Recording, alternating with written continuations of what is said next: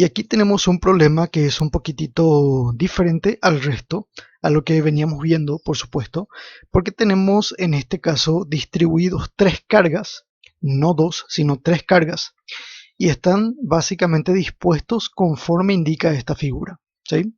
Tenemos la carga Q1, la carga Q3 y la carga Q2.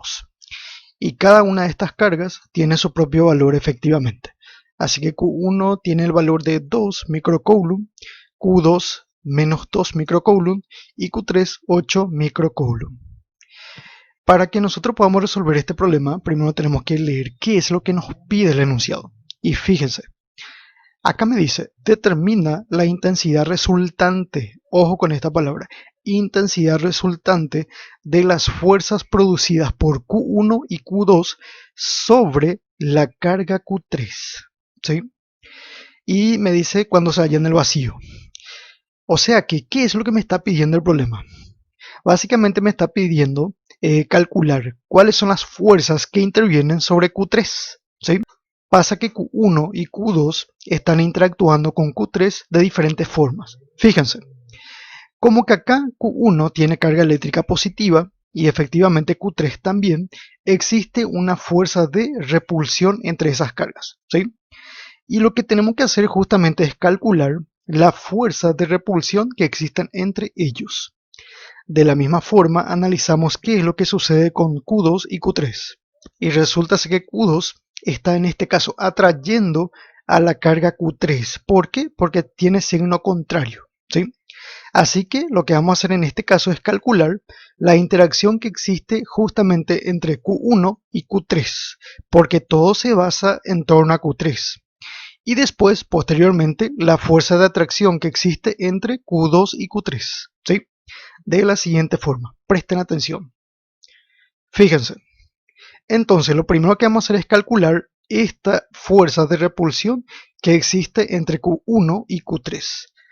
Utilizamos siempre la misma expresión matemática y aquí ya tenemos todo reemplazado, ¿sí? Como siempre, en lugar de K colocamos toda esta expresión. En lugar de Q1 colocamos 2 exponente a la menos 6 porque es el valor de la carga Q1. Y por supuesto multiplicado por Q, en este caso 3. Y Q3 asume este valor, 8 microcoulomb.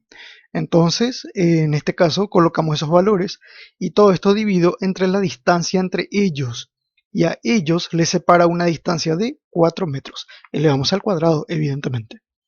Y posteriormente efectuamos las operaciones y me sale 9 por 10 a la menos 3 Newton. Y este es el resultado de la interacción que existe entre estas dos cargas teniendo esta distancia entre sí. Vayamos ahora en la interacción entre Q3 y Q2. Y de la misma forma, en este caso sustituimos todos los valores. Tenemos para Q2 menos 2 microcoulomb, pero nosotros colocamos valores positivos. Luego tenemos Q3 que asume el valor de 8 microcoulomb y eventualmente dividimos por la distancia que los separa, ¿sí? La distancia es de 2 metros y esto evidentemente elevamos al cuadrado. De nuevo efectuamos la operación y nos sale 36 por 10 a la menos 3 Newton y este es el resultado efectivamente producto de la interacción de estas dos cargas, ¿sí? Bien, ahora a mí no me pide calcular por separado las fuerzas que interactúan entre ellos. Más bien nos pide la fuerza resultante que existe entre todas las cargas, ¿sí? Todo esto sobre Q3 efectivamente.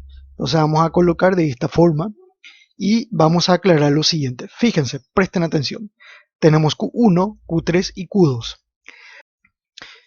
Bien, y aquí efectivamente aparecen dos tipos de cargas. Una fuerza de repulsión entre estas cargas y una fuerza de atracción entre estas cargas. La carga Q1 está repeliendo a la carga Q3 en esta dirección, ¿sí? Le está empujando básicamente esta carga Q1 a la carga Q3 en esta dirección, ¿sí? La carga Q2, por su parte, está atrayendo a la carga Q3, ¿sí? De esta forma, ¿sí? Y es aquí donde aparecen las interacciones de las fuerzas. Y nosotros justamente queremos calcular cuál es la interacción resultante de todas estas cargas, de todas estas fuerzas, evidentemente. Y para que podamos calcular justamente la fuerza resultante, simplemente tenemos que aplicar esta ecuación, que es la ecuación de Pitágoras, el teorema de Pitágoras. Nosotros tenemos justamente esta fuerza de interacción y también esta otra fuerza de interacción, ¿sí? Así que vamos a sustituir cada uno de estos valores de la siguiente forma. En lugar de esta fuerza, vamos a colocar en su lugar 9 exponente a la menos 3 newton. Y esto elevamos al cuadrado.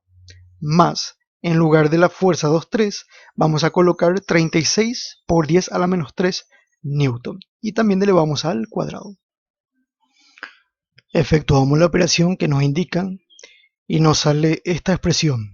Le sacamos la raíz y finalmente nos da este valor, lo cual también significa 3,7 exponente a la menos 2 newton. ¿Y qué vendría a ser 3,7 por 10 a la menos 2 newton? Es la fuerza resultante producto de la interacción de estas fuerzas. Es decir, si aparece una fuerza similar a este por detrás, podría equilibrar todas estas fuerzas que están aquí. Efectivamente. Y bien chicos, eso es todo. Muchas gracias por su atención.